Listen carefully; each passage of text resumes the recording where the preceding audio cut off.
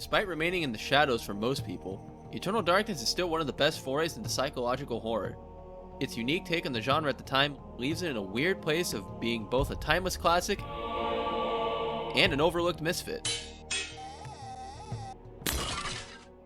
This is not my story, nor even the story of the Roivas family. It is the story of humanity. Like it or not, believe it or not, as you will.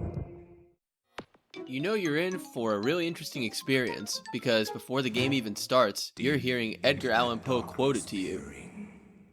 Shown the most intense Nintendo logo ever made.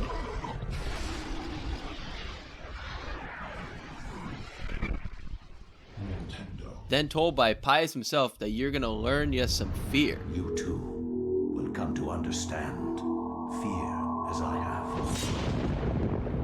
It sets the bar even before you get to the main menu. Silicon Knights, a Canadian video game developer, decided to make themselves a good old-fashioned horror game. But not just any horror game.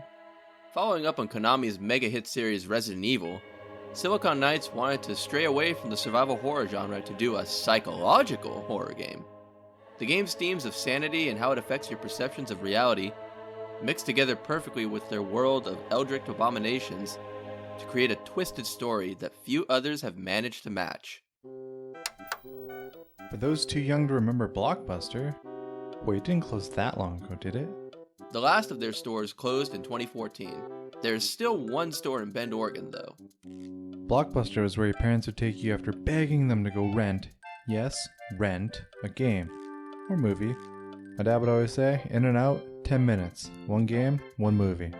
Well, an hour later, and with 4 movies and 3 games, we'd be walking to the car with my dad just shaking his head. But I've gotten off track here. Inside the Blockbuster, I wandered the aisles until I saw a game that caught my eye with just 1 copy left. That game? Super Mario Sunshine. But it ended up being sold out. It was soul-crushing. So, I ended up getting Eternal Darkness instead. Did 12-year-old me know what I was getting myself into all those years ago? Nope. But goddamn did I fall in love with a game that I never got a chance to finish.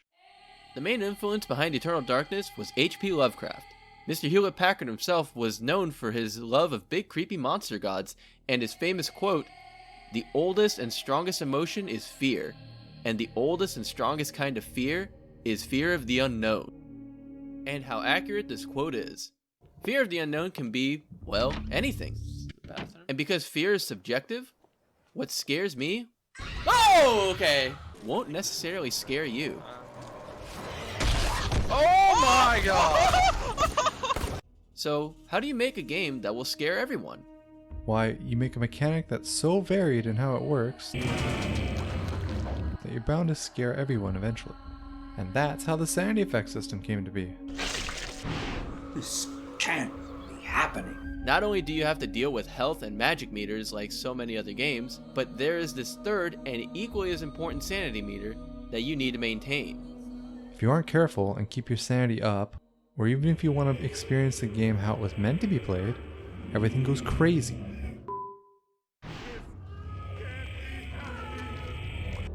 The camera tilts, the walls ooze green slime, Oh, wait, they always do that. statues' heads follow you around the room, which I don't know about you, but the thought of an inanimate object following me without me knowing gives me the creeps. There are in-game effects like walking on the ceiling, shooting yourself accidentally, having your head fall off and, quote, use Shakespeare, To be or not to be. or the fourth wall breaking ones like a fake air message about your controller being unplugged, the screen going black and hearing your character getting eaten, the game pretending to reset and giving you the Edgar Allan Poe quote, Darkness peering. Or even the fake cliffhanger ending with a sneak peek of the sequel, Eternal Darkness, Sanity's Redemption.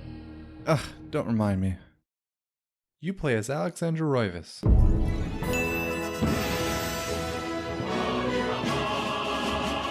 After her grandfather has been brutally murdered under mysterious circumstances, she travels back to her family's mansion in Rhode Island. Come on, David. Let's call it what it is. Life insurance fraud? No, he did. Alex decides that she is not leaving until the murder is solved. I want answers. Now, you get to wander around a creepy mansion that might be haunted. Might be? Okay, is 100% undeniably haunted as fuck. The darkness is coming. With an old man with some facial hair guiding your way. Wait, why does that sound so familiar? After doing some investigating of her own, Alex stumbles upon a secret room housing the Tomb of Eternal Darkness. Pages for the tomb are hidden throughout the house, and as you find them, you get to explore history through the eyes of the people who previously came into contact with the tomb across the last 2 millennia. This isn't really happening! With 4 different locations and 12 different characters, this game promised an interesting take on the psychological horror premise, which it delivers on so well. The main goal of the game is to thwart the original holder of the tomb, Pius Augustus, and whichever ancient godlike monstrosity he allies himself with in the first level. And that's how you choose the difficulty in this game. As Pius is the playable character in the first level, you're given a choice at the end of it to choose between red, blue, or green. You're given no context for this choice, but the decision you make here changes the entire outcome of the game, because whichever ancient's essence you choose here will become the majority of the monsters you face throughout the game. It also changes some cutscenes and a boss later on. To our best knowledge, this concept on how to choose your difficulty is unique to this game. The 3 different ancients have a rock, paper, scissors strength-weakness with each other. Ulyaoth beats Chattur'gha, but loses to Zelatoth. Chattur'gha beats Zelatoth, but loses to Ulyaoth. And Zelatoth beats Ulyaoth, but loses to Chattur'gha. Now you might be asking, how does the choice change the difficulty? Which is a great question, by the way. You're so smart. It comes down to the different monsters and how they affect the characters. Green monsters lower your sanity meter, causing you to have more chances to run into sanity effects. Blue monsters lower your magic meter, so you cast less spells while fighting. And red monsters only lower your health meter, but they deal double damage, have double health, and are a lot more aggressive. Eternal Darkness plays very similar to the classic Resident Evil games, from the combat system to your inventory and how you use and combine items, down to the very puzzles you solve. It ends up borrowing heavily from Resident Evil, even if the game developers wanted to make a completely different game. But it differentiates itself by the heavy use of melee weapons and their superiority to ranged weapons.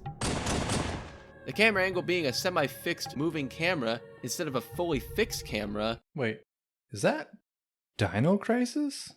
Oh man, I haven't seen that game in years. I'm gonna play the shit out of this game. And the combat system being better and more intuitive to use. And magic. With a K. So you know it's cool. Now the interesting thing about the semi-fixed moving camera was that you have absolutely zero control over how it moves. As such, Silicon Knights was able to curate their own viewing experience and keep you in suspense, especially when moving towards the camera. As the majority of the levels are a 2-way linear there and back system, the first half is spent walking away from the camera, battering every monster to death. Whereas the second half is spent walking directly at the camera, not really knowing what you're about to run into. The crazy thing about this whole game is that it's an M-rated game, published not by a third-party developer, but directly by Nintendo. That's something they don't do. Ever. Any other M-rated games for Nintendo consoles have been published by third parties. In a world where Nintendo only makes family-friendly content, they decided to throw their hat in the M-rated ring and take a chance on this title. A choice I wish they would try again, because Nintendo, the company who always wants to innovate for innovation's sake, I love the Power Glove. It's so bad. took a chance on something that went against their party line. It ended up not panning out, because even though Eternal Darkness was a critical success, it was commercial. It scored an aggregate score of 9 out of 10, but ended up selling less than 500,000 copies worldwide. In Japan, it sold particularly poorly, only selling 17,000 copies. It actually sold better in Canada, which has a population roughly 1/3 the size of Japan. It seemed like Nintendo's target audience was people who didn't own a GameCube, There weren't any mature content games exclusive to the GameCube at the time. If you wanted to play those types of games, you had to have an Xbox or a PlayStation. It almost seemed like it was destined to fail unless it sold really well. People were too busy playing games like Luigi's Mansion, Smash Bros, Metroid Prime, Super Mario Sunshine, and Enter the Matrix? No, I don't think anyone was playing Enter the Matrix. I feel sorry for anyone who actually had to play it. Okay, if this video gets 100 likes, we will review Enter the Matrix. Even a title released in a very popular series failed to get commercial success at the time. Resident Evil 0 released later in the same year, and it did fairly well, selling 1.25 million units for the GameCube by the end of its run. It wasn't until they released Resident Evil 4, 3 years later, when they hit pay dirt in the genre. It was a console exclusive title for all of 9 months, and while it did sell some console units, Eternal Darkness was already at the wayside. One of the first things you notice is that there are only 4 different locations in the game, which sounds like that would become repetitive and boring, but the game keeps it fresh by closing some paths and opening others. The 3 ancient areas house the essences of the 2 ancients other than Pius, as well as Mantarok's essence. The 4th area is the Roivas family mansion and the underground ancient city known as Enga, built by Cthulhu knows what. As the various characters, you're trying to get the remaining essences away from their hiding places, scattered across the globe, and bring them together to stop the great terrible evil. The underground temple in Angkor Thom houses the essence of Mantarok. You initially explore it as Ilya, and come back later in the story as Dr. Edwin Lindsay, who, by the way, is the most in-your-face Indiana Jones stereotype you will ever see. You belong in a museum. He's accompanied by definitely not Pius, and shockingly, gets betrayed by him. What you say? The temple here has the most interesting puzzles. There are a plethora of traps you have to either avoid or strong-arm your way through. It also hides the most broken rune in the game, Mantaroks. Mantarok, being the Chimer people's fertility god and another godlike abomination, his power is strong against the other 3 gods. I don't know much about fertility gods, but do they always look like this? Ugh. The Forbidden City holds the essence that is weak against Pius's master. In this run, it was Zelatoth. You first explored as Kareem, later on returning as the world's slowest architect, Roberto Bianchi. And I don't mean slow as in slow at his job.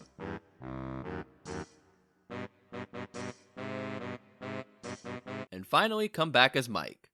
The Forbidden City is by far the most combat heavy. It also has the most running around, as Roberto, which is terrible. The how do you even pronounce this? Welcome to Oubliette Cathedral, Brother Luther. Oubliette Cathedral in Amiens, France has the most varied exploration. Pius moves the essence of the ancient that is strong against his own here, In this case, Ulyaoth. and sets up the Black Guardian to protect it. You first enter it as Anthony, later on as Brother Luther, and finally as Peter Jacobs. It may have the most variety in scenery and overall changes, but the lack of traps and tight corridors make it a little bit boring. However, it does have the only boss battle in the game other than the final battle. And of course, the Roivas family estate, built in the capital of the United States, Rhode Island. Rhode Island isn't the capital. Oh right, obviously it's New York. Nope. Washington? Hey, you got it. Wait, which Washington? There's more than one? Canadians are weird. You explore the mansion as the Roivas family members over the years. Alex, Maximilian, and Eduardo. Alex acts as the modern-day hub, wandering the mansion and collecting the pages for the tome. With Maximilian Pegasus. Ooh, Kaiba boy. I mean Roivas. You explore it during the colonial era.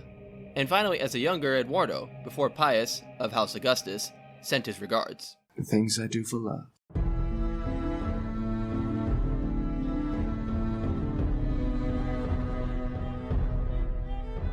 The two elder Roivises, Roivi?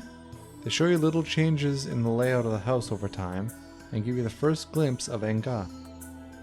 The subtle changes you see in the layout are interesting as you get shown areas that don't exist anymore, at least until you get the tool or spell to unlock said areas. Here's Johnny. Double kill. Triple kill. Overkill. Extermination. Game over. With Alex acting as the hub, the game gets a little bit procedural. Alex explores the house. Alex finds a page from the tomb. We play through the character from that chapter. We go back to Alex in the mansion to find the next page. Rinse and repeat. It's a little repetitive, but is that really a bad thing? In this instance, it is not. Yeah, in the ancient areas you come back to the same place up to 2 more times. But if basically every character dies at the end of the chapter, and spoiler alert, they pretty much all do, then how do you even get the essences out of the ruins? Someone has to go back and be the one to survive and deliver it. And with the passage of time, it gives the developers a perfect storytelling device to change the layout of each area. Cave-ins caused by decades of neglect cause some areas in the ruin levels to become inaccessible. Having an item that you didn't have as the previous character unlocks a different branching path. As Anthony, you only explore a small part of the old tower of the Ublay Cathedral. Brother Luther visits after it becomes a larger cathedral over 600 years later, and Peter Jacobs visits when it's been requisitioned into a wartime field hospital during World War I. It's a brilliant way to add playability to an otherwise small area. Even in the Roivis estate, there are a few places you can't access as Alex, but as the Elder Roivi, you can see inside. And going back to the repetition of Alex finds a page, plays the character, rinse and repeat, it works so well because you always learn something that you need to use in the mansion to find the next chapter. Learn to play the organ as Brother Luther? Play the piano as Alex to find the next page. Saw where Eduardo hid the essence? Open the secret hatch in the bookcase to find the essence of Mantarok. One of the biggest parts of any horror game is the soundtrack and general ambiance. They set the tone for the whole game, and it's no different for Eternal Darkness. The instrument choice is phenomenal at setting the mood for each individual level. The eerie sounding instruments combined with the dude on the piano hitting the same 2 notes to go makes for an experience that sucks you into this state of suspended disbelief. The atmospheric sound effects, the random knocking, candles popping, the disembodied voice of a woman crying, the random giggling, they all come together to keep you on edge. Something Eternal Darkness does that isn't really seen anymore is its continuity. Throughout the game, details that change, details that stay the same, the callbacks, it's all done so incredibly well that it's really easy to overlook. If you didn't get the 2-edged sword as Anthony, he won't have it. He'll try to fight you with his fists. The trappers you can summon have the ability to teleport various objects out of the way to help you solve a few puzzles. If for any reason you get sent to the trapper dimension, the things you've teleported out are all there by the exit. The entire final section of the game is a bit of a slog and a letdown. As both Eduardo and Alex, you have to go into the underground area of Enga, which turns out to be a 9-point spell device. Using the 9-point spell device is somehow slower than Roberto. You activate a portal, take the portal to the top of a spire, fight some enemies on the platform, scribe and activate a rune, teleport back to a random room, in which you have to fight more enemies, or solve puzzles, before being allowed to run all the way back to the first room. Now imagine having to do it 9 times. I spent hours doing this, and God forbid you put the wrong rune in the wrong slot and have to run around figuring out which one you did wrong.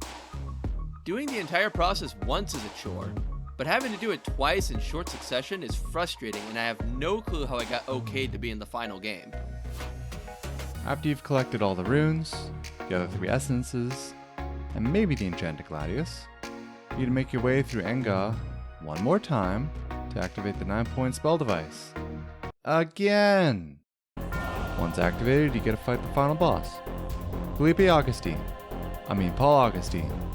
Pius Augustus himself. The final boss music is really good. The mechanics are interesting but repetitive.